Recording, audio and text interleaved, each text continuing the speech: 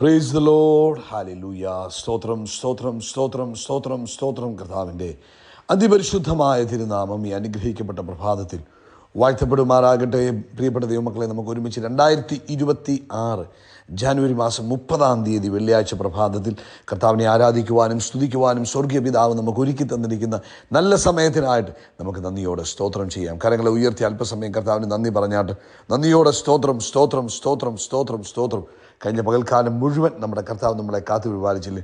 ഒന്നോർത്ത് നോക്കി, എത്ര അത്ഭുതകരമായിട്ട് കഴിഞ്ഞ പകൽക്കാലം കർത്താവ് നടത്തിയത്. കർത്താവിന് സ്തോത്രം പറഞ്ഞാട്ടെ. സ്തോത്രം സ്തോത്രം സ്തോത്രം സ്തോത്രം. രാത്രികാലം നല്ല ഉറക്കം തന്ന് നമ്മളെ അനുഗ്രഹിച്ച കർത്താവിന് കരമുയർത്തി പിടിച്ചുകൊണ്ട് പറയാം, കർത്താവെ നന്ദിയോടെ സ്തോത്രം സ്തോത്രം സ്തോത്രം സ്തോത്രം സ്തോത്രം. ആരോഗ്യത്തോടെ സൗഖ്യത്തോടെ ഈ പ്രഭാതത്തിൽ നമ്മളെ ഉണർത്തിയ ദൈവകൃപയ്ക്കായിട്ട് കരമുയർത്തി പിടിച്ച് പറയാം, കർത്താവെ സ്തോത്രം സ്തോത്രം സ്തോത്രം സ്തോത്രം സ്തോത്രം. ഈ പകൽക്കാലം ക്രിസ്തയേശുവിൽ നമ്മളെ ജയത്തോടെ നടത്തുന്ന കർത്താവിന്, ആനന്ദത്തോടെ നടത്തുന്ന കർത്താവിന്, അത്ഭുതത്തോടെ നടത്തുന്ന കർത്താവിന് ഹല്ലേലൂയ. വിശ്വാസ കണ്ണാൽ ഈ ദിവസത്തെ കണ്ടുകൊണ്ട് ആമേൻ, ജയത്തിൻ്റെ ദിവസം, സന്തോഷത്തിൻ്റെ ദിവസം എന്ന് കണ്ടുകൊണ്ട് കർത്താവിന് സ്തോത്രം പറഞ്ഞാട്ടെ. നന്ദിയോടെ സ്തോത്രം, നന്ദിയോടെ സ്തോത്രം, നന്ദിയോടെ സ്തോത്രം, നന്ദിയോടെ സ്തോത്രം. അങ്ങ് ചെയ്യുന്ന എല്ലാ അത്ഭുതങ്ങൾക്കായിട്ടും നന്ദി.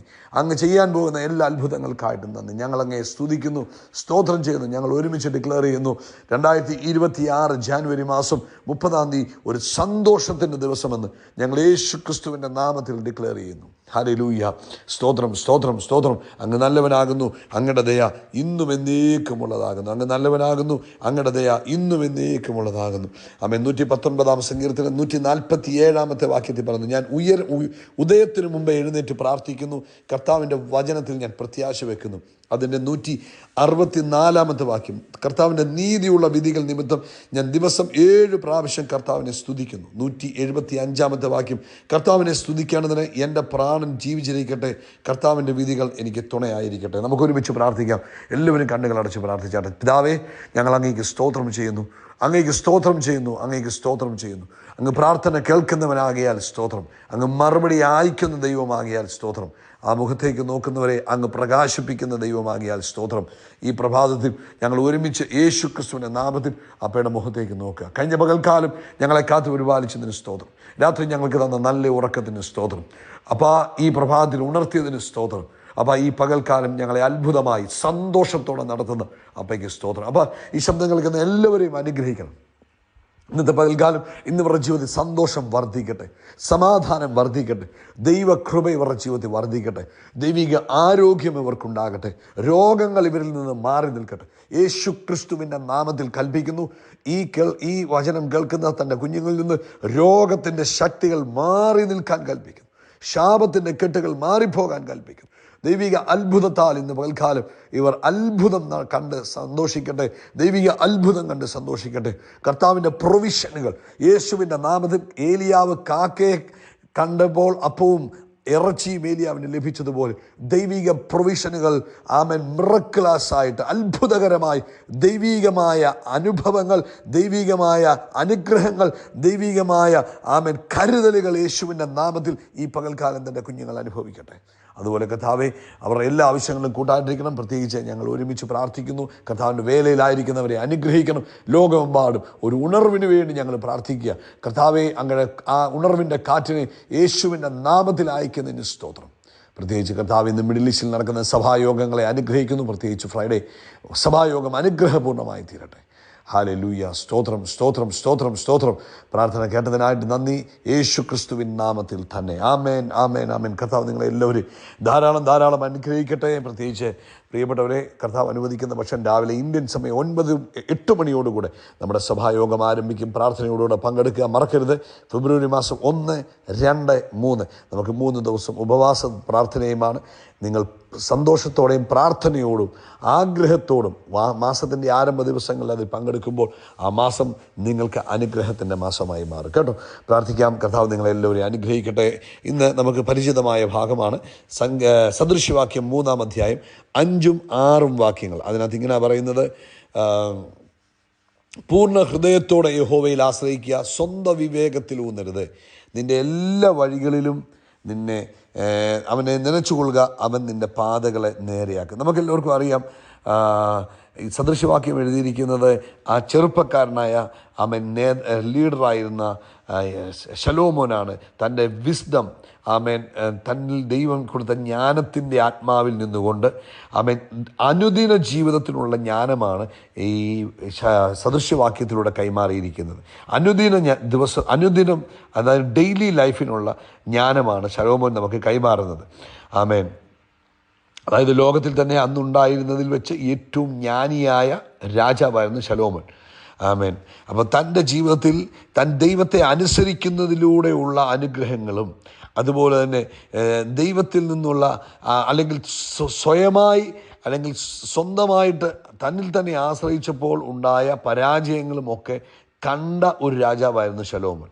അപ്പോൾ ഇതെല്ലാം കൂടെ ചേർത്ത് വായിക്കുമ്പോൾ നമുക്ക് മനസ്സിലാക്കാൻ കഴിയുന്നത് ഈ സദൃശവാക്യങ്ങൾ നമ്മുടെ ജീവിതത്തിൽ വളരെ പ്രധാനപ്പെട്ടതാണ്. അതുകൊണ്ട് എല്ലാ ദിവസവും ഒരു 5 വാക്യമെങ്കിലും വായിക്കണം. കുഞ്ഞുങ്ങളെ വായിക്കാൻ പഠിപ്പിക്കണം. കുഞ്ഞുങ്ങളോട് പറഞ്ഞു എല്ലാ ദിവസവും ഒരു 10 വാക്യം സദൃശവാക്യത്തിൽ നിന്ന് വായിക്കാൻ പറഞ്ഞു. നമ്മളും വായിക്കുന്നത് നമുക്ക് നല്ലതാണ്.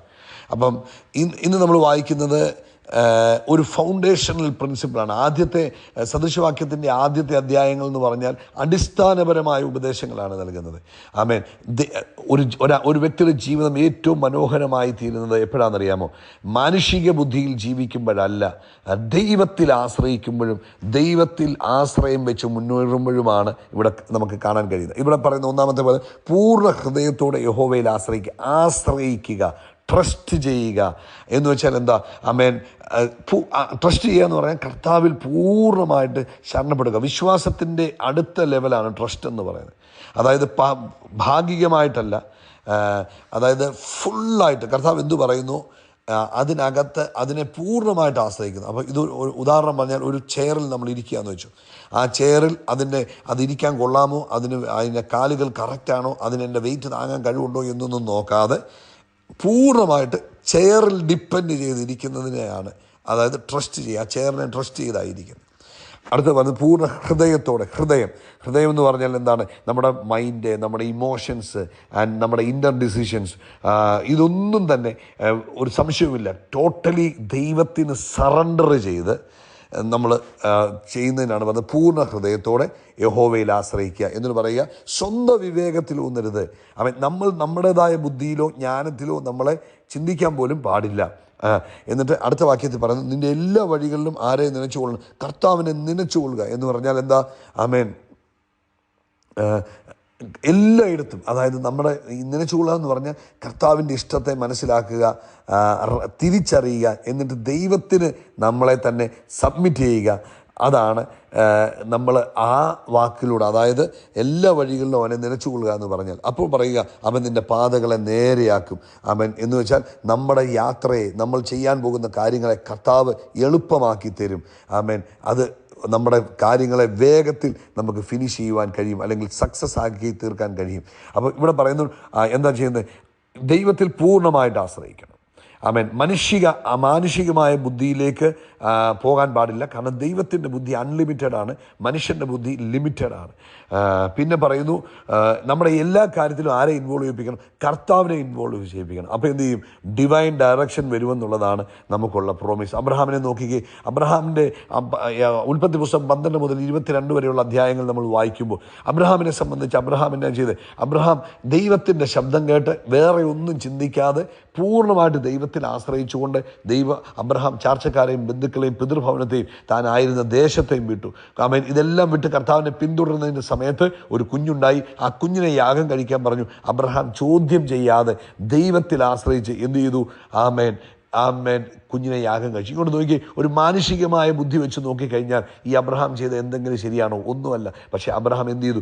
ദൈവത്തിൽ ആശ്രയിച്ചു. അതുകൊണ്ട് ദൈവം എന്ത് ചെയ്തു? അബ്രഹാമിനെ കരുതി. അബ്രഹാമിനെ ജാതികളുടെ പിതാവ്, അല്ലെങ്കിൽ വിശ്വാസത്തിൻ്റെ പിതാവ്, രാജ്യങ്ങളുടെ പിതാവ് എന്ന നിലയിലേക്ക് ഉയർത്തുവാൻ ഇടവരുത്തി. ഇന്ന് നമ്മൾ ഒരു സിമ്പിൾ ഒരു ഉദാഹരണം പറഞ്ഞാൽ, നമ്മൾ വണ്ടി അറിയാൻ മേലാത്ത യാത്ര ചെയ്യുന്നു. അതിന് നമ്മൾ GPS അല്ലെങ്കിൽ മാപ്പ് ഉപയോഗിക്കുന്നു. മാപ്പ് ഓണാക്കി കഴിയുമ്പോൾ നമുക്ക് ഒരുപക്ഷെ ചെറിയ രീതിയിലൊക്കെ എവിടെയെങ്കിലുമൊക്കെ നമുക്ക് വഴി അറിയാം. അപ്പം നമ്മൾ വിചാരിക്കും ഈ വഴി പോയാൽ എളുപ്പമായിരിക്കും, ഈ വഴി പോയാൽ എളുപ്പമായിരിക്കും എന്നൊക്കെ നമ്മൾ ചിന്തിക്കും. പക്ഷേ മാപ്പ്, GPS സിസ്റ്റം എന്ത് ചെയ്യുന്നു? നമ്മളെ ചിലപ്പോൾ നമ്മൾ ചിന്തിക്കാത്ത വഴികളിലൂടെ കൊണ്ടുപോകുന്നു, നമ്മൾക്ക് അറിയാത്ത വഴികളിലൂടെ കൊണ്ടുപോകുന്നു. പക്ഷെ നമ്മൾ ആ ഡയറക്ഷനെ ട്രസ്റ്റ് ചെയ്തുകൊണ്ട് നമ്മൾ യാത്ര ചെയ്യുമ്പോൾ എന്ത് ചെയ്യുന്നു? നമ്മൾ എത്തേണ്ട സ്ഥലത്ത് കറക്റ്റായിട്ട് എത്തിച്ചേരുന്നു. എവിടെയെങ്കിലും നമ്മൾ തെറ്റിച്ചാലോ നമ്മുടെ വഴി പിന്നെയും എന്ത് ചെയ്യുന്നു?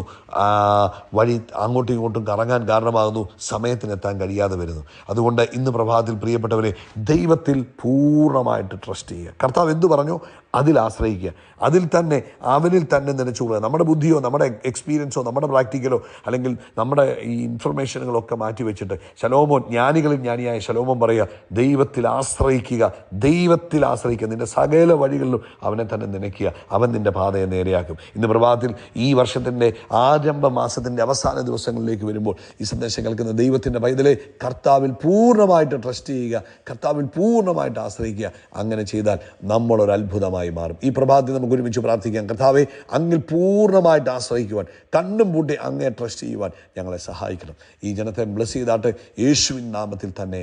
ആമേൻ, ആമേൻ, ആമേൻ. കരം ഉയർത്തി പറ. എൻ്റെ തലയെ എണ്ണ കൊണ്ട് അഭിഷേകം ചെയ്യും, എൻ്റെ പാനപാത്രം നിറഞ്ഞു കവിയും, നന്മയും കാരണം എൻ്റെ ആയുഷ്കാലമൊക്കെയും എന്നെ പിന്തുടരും. ഞങ്ങൾ യേശു ക്രിസ്തുവിൻ്റെ നാമത്തിൽ ആകാശത്തിലെ നക്ഷത്രങ്ങൾ പോലെ, കടൽക്കരയിലെ മണൽത്തരി പോലെ അത്യന്തം വർദ്ധിച്ചു പെരുകും. We are blessed, we are really blessed, we are permanently blessed and highly favoured. God bless you, God bless you, God bless you.